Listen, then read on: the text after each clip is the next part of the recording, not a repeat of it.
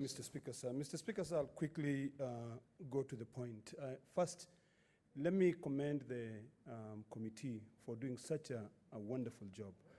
The recommendations, the observations are quite large, and I wonder when they are all going to be implemented.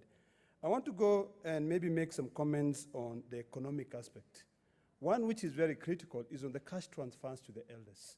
We realized that yesterday there were text messages which were being sent out that you've received 8,000 shillings, and I wonder where the pastoralist communities will be able to receive this. So I'd like to request the committee to find a way that this can trickle down to the chiefs and to the ward administrators and the MCAs for them to be able to assist, identify all these elders who are supposed to benefit.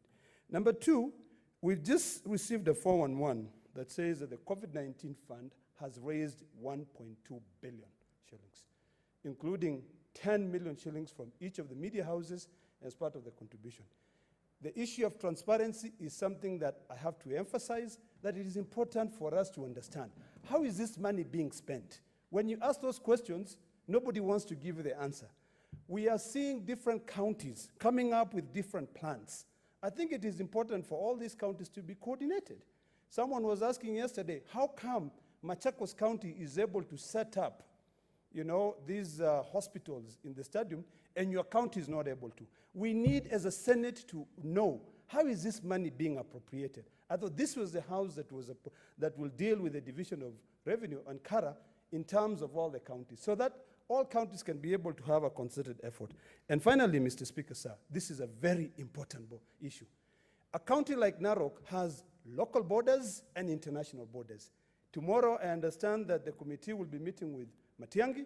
It is important for us to understand how are they stopping the movements in international borders like Olpusumoru in Narok County, where traders are coming in, and we've seen the numbers in Tanzania are actually going up. So it is important that not only local borders are protected, but also those international borders which no one is talking about.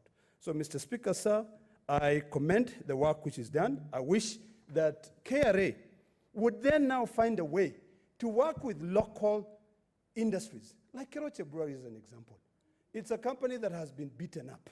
There are so many other local companies. This is the time that KRA should go in and sit down, because there are recommendations there of people waiving rent.